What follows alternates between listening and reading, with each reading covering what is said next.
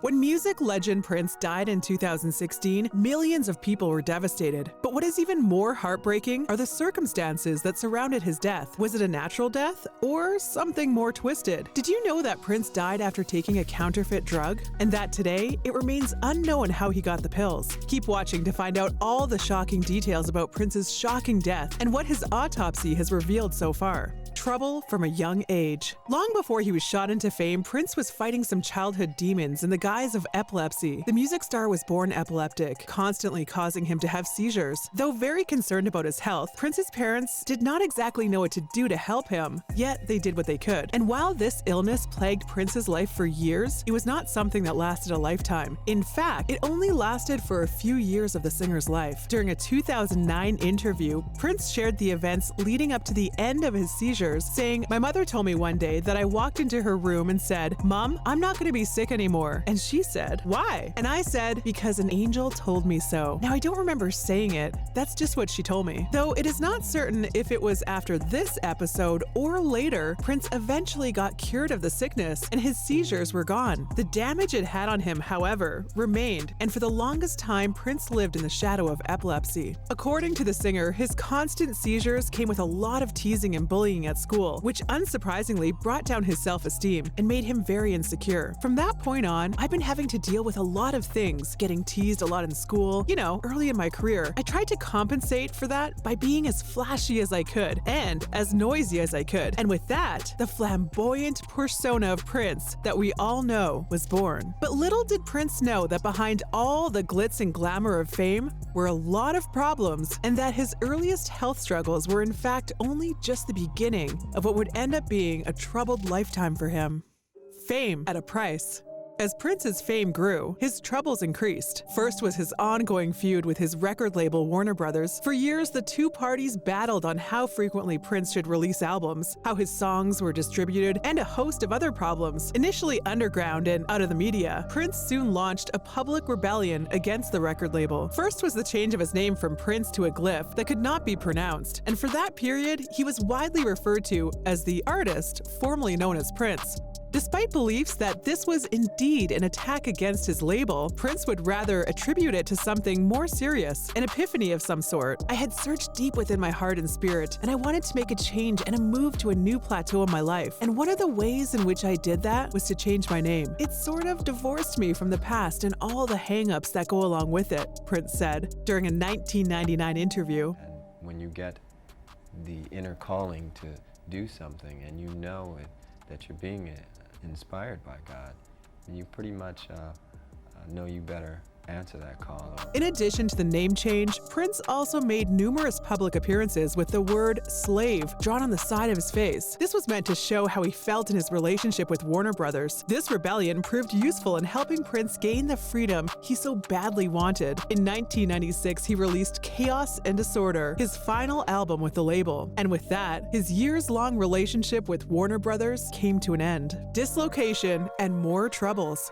While Prince's musical talents could barely go unnoticed, his powerful presence as a stage performer was even more undeniable. And with the dedication and commitment Prince put into his career, it comes as no surprise that he sometimes went to extreme lengths to get the job done. Sources close to the late singer have confirmed that Prince suffered chronic hip pain caused by an injury he sustained during one of his high heels wearing performances. And with the kind of passion burning through him, dealing with that pain bothered Prince, that he turned to the only available option at the time, painkillers. For years, he reportedly depended on pills. Although Prince later underwent hip replacement surgery, it did little to reduce his pain. And so, he reverted to painkillers again, a move that would ultimately cost him his life. Pain and addiction. Prince was in a lot of pain, and for years he used medication to cope with it. Speaking to investigators after his death, Prince's ex-wife, Manuela Testolini, revealed that she caught the singer using narcotic painkillers multiple times during their marriage. He was in pain all the time, but he was a performer. Prince's friend, former bandmate, and ex-fiancée Sheila E. told ET Online.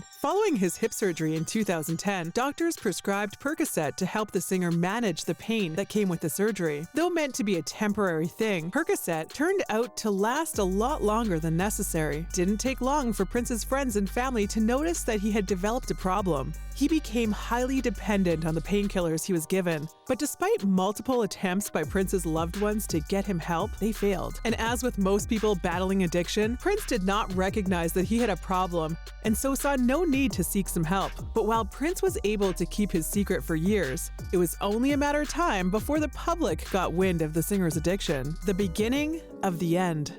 After a two-show concert on the night of April 14, 2016, Prince boarded a private jet back to Minneapolis. Also aboard the plane were Prince's protege, Judith Hill, and his longtime friend, Kirk Johnson, with whom he had traveled. Their trip was, however, cut short when in the early hours of April 15th, the jet made an emergency landing at the Quad City International Airport in Illinois. Prince had apparently passed out while talking to Johnson and Hill. All attempts to get him back to consciousness failed, hence the emergency landing. Hill later revealed that Prince had complained about how his hands had been hurting from playing the piano at his concerts and admitted to have mixed two different kinds of pills. Knowing he shouldn't have, Prince reportedly said he wouldn't do it anymore. On arrival at the airport, paramedics discovered that Prince had suffered an opioid overdose and quickly administered a dose of Narcan, an opioid antidote. The drug worked, and Prince gained consciousness. Prince was later taken to Trinity Medical Center, but surprisingly, he refused any more medical treatments or further testing. According to Johnson, the singer did not want people knowing about his use and addiction to prescription medication. Prince would later leave the hospital against the doctor's advice on the claim that he was fine. "I know my body well. I know. I'm a pretty good judge of my body." However, Prince was not okay, but it was not until a few days later that the world truly knew this. Exit of an icon. On April 21st, 2016, Prince was found unconscious in his home, and upon a paramedic's arrival, he was pronounced dead. And with that, the world lost an icon. A few days after Prince's passing, authorities confirmed that there was no sign of trauma, and neither was there reasons to rule his death as a suicide. In 2018, further investigation revealed that Prince had an exceedingly high level of fentanyl in his body, leading to his demise. The fentanyl was apparently contained in counterfeit pills that copied the generic version of paracetamol.